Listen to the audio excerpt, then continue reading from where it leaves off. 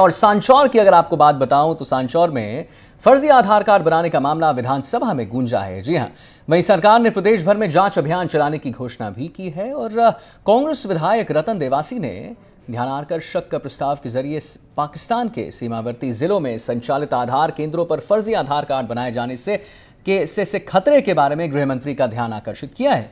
वहीं जवाब में संसदीय कार्य मंत्री जोगाराम पटेल ने कहा है कि अभी तक इस तरह का कोई मामला सामने नहीं आया है, लेकिन मीडिया रिपोर्ट के बाद कार्रवाई की गई है।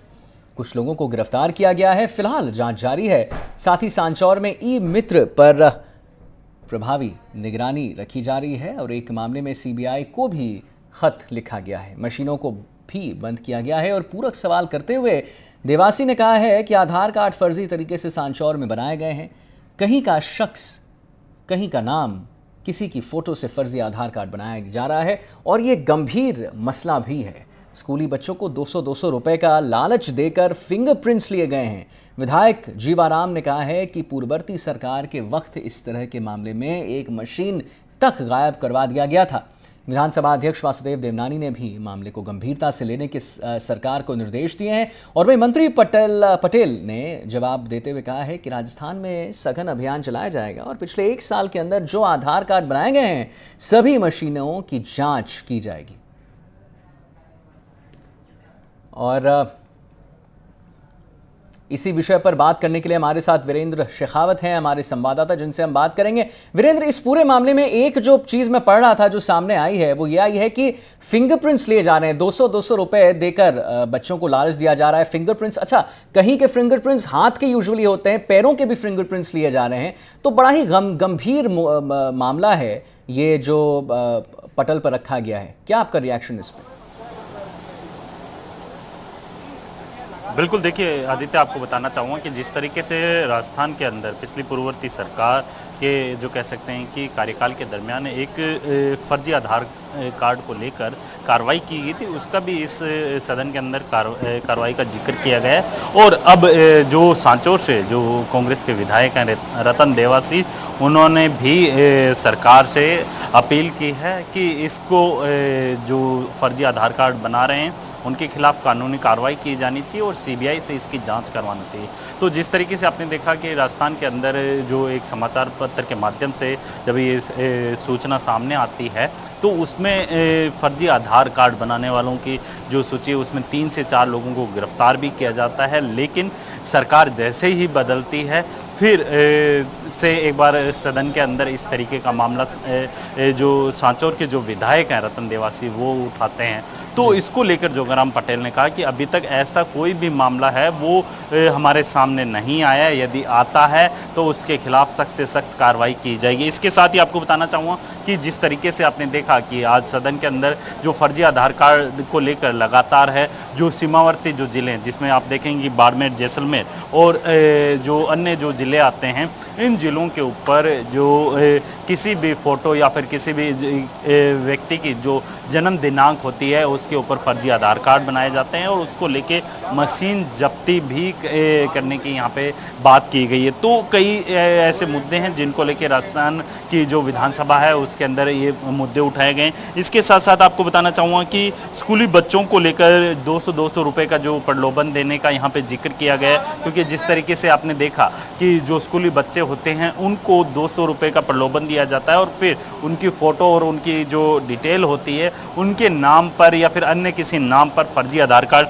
बनाया जाता है। तो कहीं ना कहीं जिस तरीके से राजस्थान की जो भजनलाल सरकार है उसमें जो मंत्री है संसदीय कार्य मंत्री जोगाराम पटेल, उन्होंने भी सदन के अंदर कहा है कि ऐसा अभी तक कोई मामला संज्ञान में नहीं आया, यदि आता है तो हम जरूर उसके ऊपर कार्रवाई करेंगे। इसके साथ साथ आपको बताना चाहूँगा कि जिस तरीके से आपने देखा कि कई ऐसे जगह पे ऐसे मामले सामने आते हैं तो वहाँ पे जो मशीनें गायब करने का भी जो है मामला सामने आया। तो जाहिर सी बात है जिस तरीके से कांग्रेस के राज के अंदर आपने देखा होगा कि जो फर्जी आधार कार्ड बनाने की जो सूचना सामने आई थी उसको लेके जो पूर्ववर्ती सरकार के दरमियान कार्यकाल के दरमियान कई ऐसे आरोपियों को गिरफ्तार भी किया था, उनके खिलाफ कार्रवाई भी की गई थी और आधार बनाने वाली जो आधार कार्ड बनाती है वो मशीनें भी जब्त की गई थी, उसको लेके यहाँ पे जिक्र किया गया और उसको लेके साफ तौर पे जो सांचौर विधायक है उन्होंने कहा है कि ये पूरा जो मामला है वो सीबीआई को सौंपना चाहिए, जिससे क्या है कि जो फर्जी आधार कार्ड का मामला है उसके ऊपर रोक लगाई जा सके। इसके साथ साथ आपको बताना चाहूँगा कि जो राजस्थान के विधानसभा के अंदर सबसे बड़ा जो मुद्दा रहा है, इसके साथ साथ खसरा स्थान बदलकर, यानी जो सरकारी ज़मीन है उस पे जिन्होंने कब्जा किया है उसको लेके भी यहाँ पे सदन के अंदर जो है सवाल जवाब किए गए हैं। इसके अंदर आपने देखा होगा कि विधानसभा की कार्रवाई के दौरान जो भाजपा विधायक है केसाराम चौधरी, उन्होंने जो ध्यानाकर्षण के माध्यम से जो मारवाड़ जंक्शन में जो अवैध भूमि के ऊपर जो कब्जे किए गए हैं उनके खिलाफ भी सरकार के द्वारा या फिर वहाँ के जो स्थानीय जो प्रशासनिक अधिकारी हैं उनके द्वारा संज्ञान लेते हुए कार्रवाई करने की यहाँ पे चर्चा की गई। इसके साथ साथ आप देखेंगे जो राजस्व मंत्री हैं हेमंत मीना ने इसको लेकर अवैध कब्जा करने वालों के खिलाफ कार्रवाई की जा रही है। जिला कलेक्टरों को भी आदेश दिया गया है कि जहाँ पे भी अवैध कब्जे किए जा रहे हैं